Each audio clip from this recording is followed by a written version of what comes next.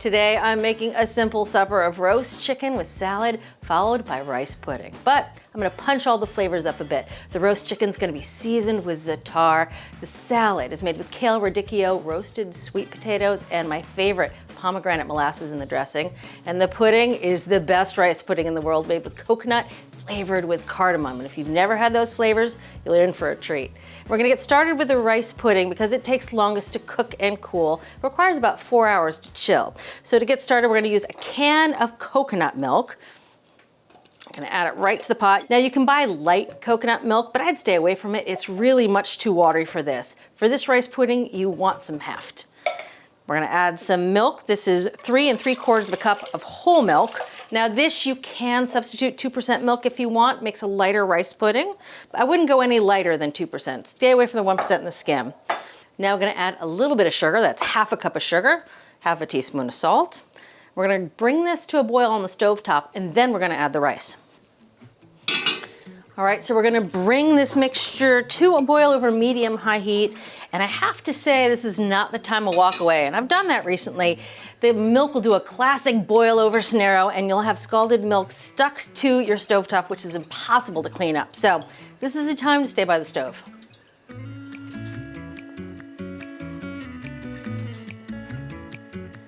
All right, this milk mixture is at a boil, so I'm gonna turn the heat down to low and I'm gonna add the rice. This is 1/2 cup of long grain white rice. Add it right to the pot. Now I'm gonna cook it over low, stirring occasionally to make sure it's not scorching. You really want a bare simmer. It needs to cook for 50 to 60 minutes. The rice at that point will be tender and the mixture will be nice and thick, almost looks like yogurt.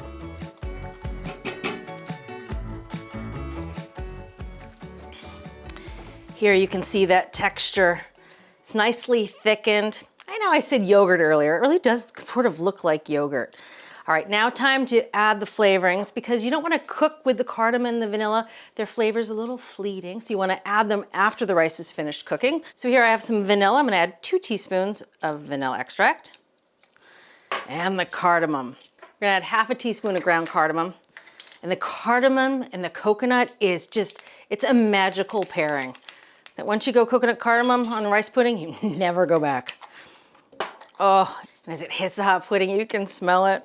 I didn't grow up with this pudding. I kind of came to love this pudding when I was in college and I worked at a vegetarian restaurant and we made coconut cardamom pudding. And yeah, my eyes were opened. All right, so this now has to cool. So into a container it goes. Needs to cool at room temperature for about 2 hours and then go into the fridge for another 2 hours till it's nice and firm.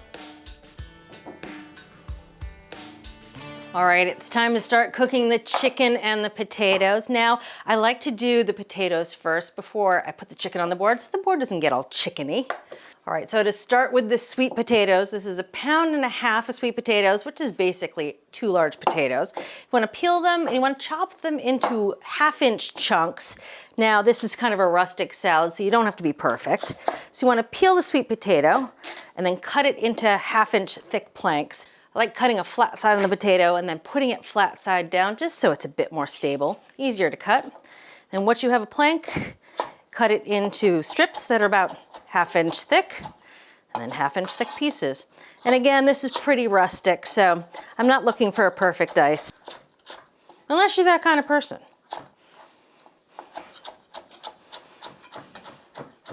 Again, that's 1.5 pounds of sweet potatoes. We're gonna toss it just with a little bit of oil, some salt and pepper. Here I have some olive oil, about 2 teaspoons. The oil comes slowly out of this thing,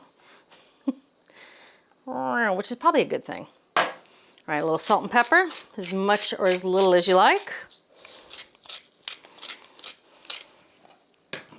Toss it around. Now we're gonna roast these in a hot oven, 400 degrees. It takes about 1/2 an hour. Halfway through, I'll stir the potatoes. We're gonna dump them out onto my all-time favorite baking sheet. I know this baking sheet looks like it's lived a long life, but is my absolute favorite. It's almost seasoned like cast iron, so nothing sticks and everything browns really well. I'd say this baking sheet's, 15, 20 years old. All right, into the 400-degree oven this goes, 30 minutes. All right, on to the chicken. Here I have a broiler chicken, 3.5 to 4 pounds. And what I'm gonna do is butterfly it. That's take out the backbone. That way you get beautiful crisp skin. And this is my all-time favorite way to cook a chicken. So to cut out a backbone, you simply use a good pair of poultry shears or sharp scissors. And this is the backbone. We're just gonna cut up one side.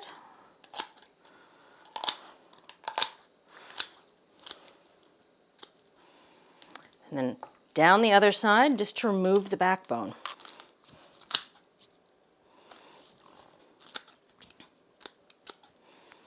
Right, now this backbone in my house is very valuable. We save all of them, and once I have enough in the freezer, I make a big pot of broth. And yes, we eat this kind of chicken that often. All right, so I'm gonna flip the chicken over. Then you just wanna press on it, make it flat. Looks like you're resuscitating it, but you just press it flat. You can actually hear a bone, the wishbone in there, just flatten a bit. And then you see you have a nice flat piece of chicken with all the skin on one side, and that can get really crisp. All right, so we're gonna season this with some salt and pepper. You can see I pre-mixed some salt and pepper so I could season the chicken without getting the salt and pepper shakers all chickeny. And I'm gonna wash my hands and we're ready for the skillet. All right, this chicken is ready for the skillet, which I have heating up over on the stove.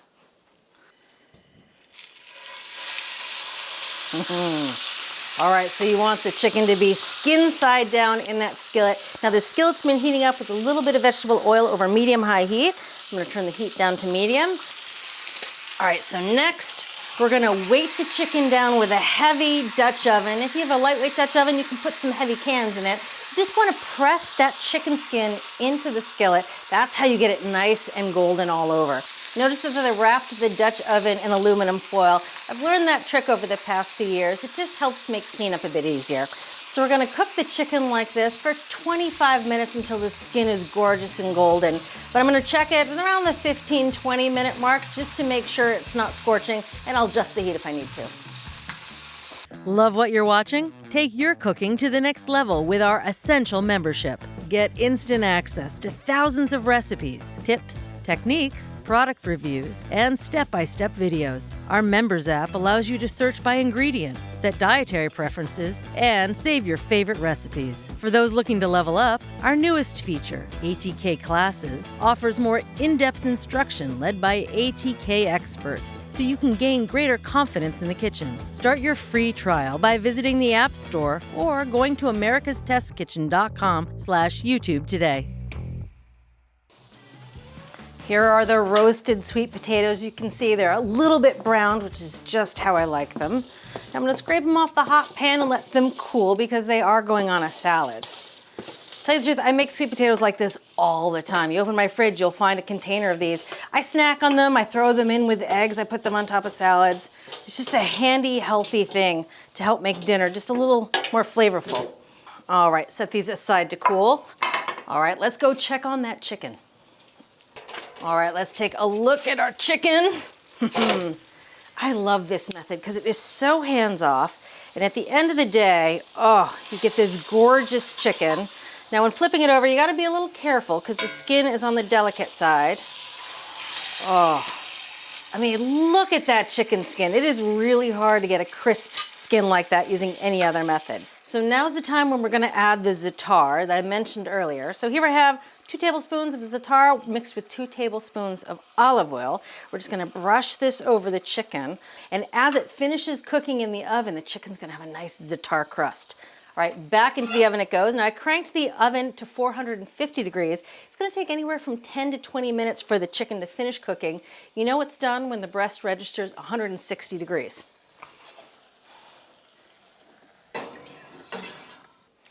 All right, so that chicken's tucked away in the oven. It is time to focus on the salad. The salad is made with lacinato kale. So here I have 12 ounces of kale that I've stemmed already. I'm just gonna slice it crosswise into 1/2-inch pieces. What I like to do is I like to bundle the leaves up in one hand so that they're easy to slice. All right, into a salad spinner they go because now is the perfect time to wash them. So now is not only the perfect time to wash the kale, but I'm going to use warm water because the heat from the water will help wilt the kale ever so slightly, making it perfect for salad. So you want the water temperature to be between 110 and 115 degrees. Swish it around, make sure you get all the dirt to fall to the bottom, and we're gonna let that kale hang out in that warm water for about 10 minutes.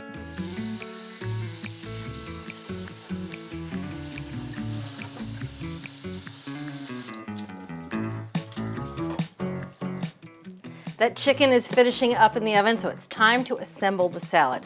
So here's the kale that I had soaking in the hot water for 10 minutes. You can see it's still quite fluffy, but it's just softened a little bit, making it great for salad. All right, to that salad, we're gonna add half a head of radicchio.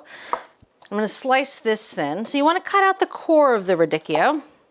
Radicchio, if you've never had it, has a really lovely, slightly bitter flavor that works really well with the pomegranate molasses. That's gonna be in the dressing. And I'm just gonna take the core out and then we're just gonna slice it thin to nice little shreds.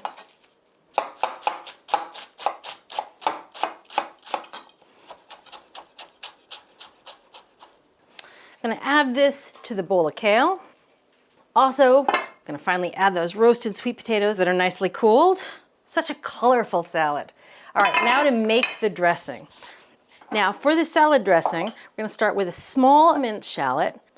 To that, we're gonna add 2 tablespoons of water, and that's because the pomegranate molasses are so thick, you need to thin them out a bit. We're gonna add 1.5 tablespoons of pomegranate molasses.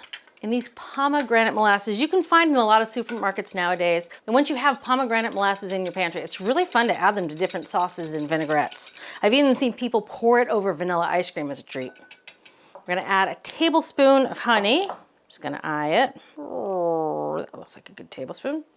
And this is apple cider vinegar, which has a really nice bite to complement the molasses and the honey. Tablespoon of that. And whisk this together. Now we're gonna slowly add 4 tablespoons of olive oil. I'm gonna add it while I'm whisking. That just helps keep the dressing emulsified. There we go, it's about 4 tablespoons. Last but not least, a little bit of salt and pepper.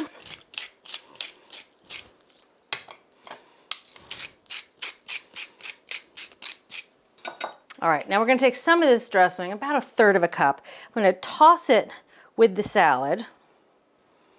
That way the flavors can meld. We're gonna let this hang out in the fridge for about 20 minutes while we finish up the chicken. Oh, the smells coming out of this bowl is something else. All right, that looks pretty good. Try to get most of it in the bowl. Now it goes in the fridge 20 minutes. I'm gonna cover it.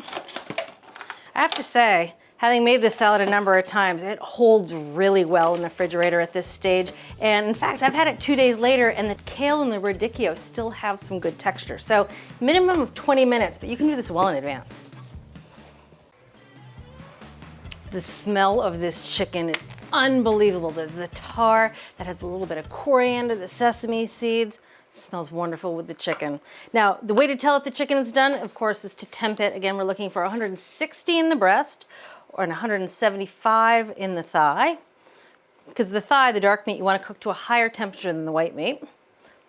Perfect. All right, now we're going to transfer the chicken. Notice I have my oversized Superman spatula. Great for transferring this bird because it's very tender at this point. So slide it right under.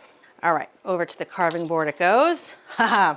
Gonna let that chicken rest on the carving board for 20 minutes. While the chicken rests, we're gonna make a quick mint and preserved lemon dressing. Now, you can buy preserved lemons online in gourmet markets, or you can make your own at home, which I highly suggest because it saves a little money, it's really fun, and you wind up with a lot of lemons you can throw into all sorts of sauces and vinaigrettes. Now, here's how you make them at home. Starting with 4 Meyer lemons that you've washed well. You want to cut them into quarters, but leaving them attached at the very bottom. Now into each lemon, you want to add 2 tablespoons of kosher salt. Really rub that salt into the cut lemon and then pack those lemons into a quart jar. Now it's a tight squeeze, but 4 lemons will fit. Take any leftover salt, mix it with 1.5 cups fresh lemon juice. Add as much as you can to the jar. After you secure the lid, give that jar a good old shake and put it in the refrigerator. Now for the first 4 days, you want to shake that jar every day. Then you can just let those lemons sit in the refrigerator for 6 to 8 weeks after that to cure, and then they're ready for use, and you can store them for up to 6 months. To use preserved lemons, you want to peel off as much as you want. In this recipe, we're just going to use 1/4 of the lemon. Put the rest of the lemon back in all that juice and let it keep preserving. So when using a preserved lemon, you just want to use the outside, just that outermost zest. So you want to cut away the pulp and the pith. This is way too salty. Won't taste good in anything. You want to take this, you want to give it a quick rinse. And then you just mince it up. Now 1/4 of a lemon should be about a tablespoon, which is perfect.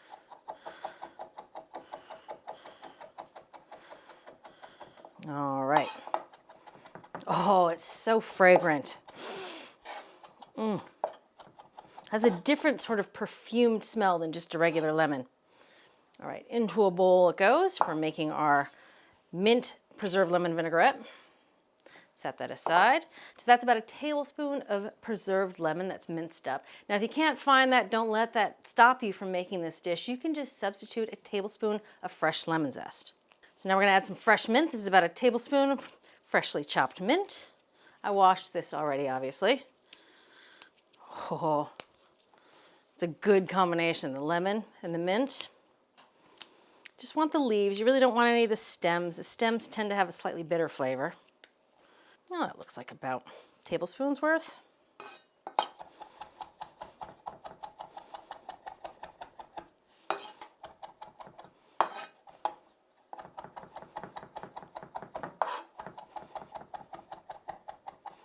All right, add that to the bowl with the preserved lemon. All right, to this we're gonna add just a few more ingredients. A little bit of Dijon, about 1/2 teaspoon. There we go. 2 teaspoons of white wine vinegar, and this is fancy Prosecco white wine vinegar that Ian bought. I love its flavor. It's like white wine vinegar, but just a little more delicate. It's about 2 teaspoons of that. Now I'm gonna add some olive oil, about 3 tablespoons. There we go. Oh, all right, there's the olive oil, a little bit of salt and pepper. All right, that's it. Now we just gotta wait for that chicken to finish resting and we can put it all together. Are you ready to take your cooking to the next level? Introducing the complete America's Test Kitchen TV show cookbook. Featuring every recipe from every episode of America's Test Kitchen. That's thousands of recipes. That texture is unbelievable. Reviews Gadgets you didn't know you needed. and tips. Yes, there's some terrible choices, but there are also some amazing choices. We've spilled all of our secrets and included our insider notes alongside each recipe. Plus, there's a handy shopping guide so you know exactly what to grab when you're at the store. And of course, it makes an excellent gift. Get your copy today at americastestkitchen.com. All right, the chicken has rested and it's time to put together the meal. Here's the salad that's been in the refrigerator, hanging out for at least 20 minutes. Time to put it on a nice big platter. It's the colors of this salad that just get me. They say to eat the rainbow, and I think this is what they're talking about. To finish off the salad, we're gonna add some chopped toasted pecans. A little bit of crunch and that sweet, nutty pecan flavor with the pomegranate molasses. Oh yeah. Some shaved Parmesan cheese.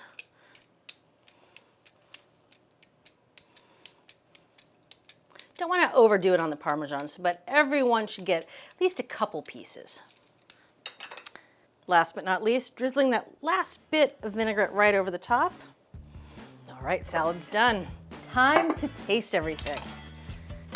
All right, for the chicken, I like the dark meat, the legs and the thighs, and luckily I'm the only person in the family that likes them, so they're all mine. So I'm just gonna go in, take a thigh and a drumstick. Oh yeah. Oh, put a little sauce on it. The sauce is everything. A lot of salad. I love the salad because of the sweet potatoes. It feels like a vegetable and a starch all in one. A lot of salad. This really is one of my all-time favorite salads. quick taste. The Za'atar chicken on its own is delicious, but with that sauce, it just takes it to a whole nother level. The perfumed flavors of the preserved lemon and that fresh mint really make it come alive. And now for my favorite salad that I make once and eat all week because it really does have staying power.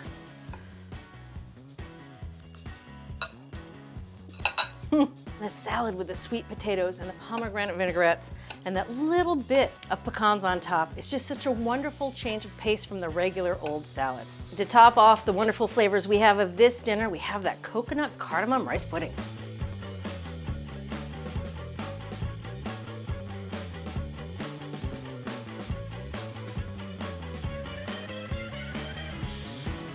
So after I let that pudding cool on the counter, I put it in the fridge and I let it chill for at least 2 hours, but obviously you could let it chill a lot longer than that. Now the pudding's gonna be quite stiff when you take it out, and how stiff it is really depends on how fast you cooked it down and what kind of rice you used, but you're probably gonna wanna whisk in just a little milk to help loosen it up before you serve it. Here's the finished pudding, and what better to go with coconut pudding than some fresh tea? The combination of black tea and the coconut cardamom pudding makes me feel a little British maybe. Oh, look at that consistency. Not too thick, not runny. Perfectly chilled, the little bits of rice are tender, and that flavor of the coconut and the cardamom, oh, perfection. See you next time. If you're ready to take your cooking to the next level, head over to americastestkitchen.com and get a free trial of our ATK Essential membership. While you're there, you can sign up for our free email newsletters and download our app. So, what are you waiting for?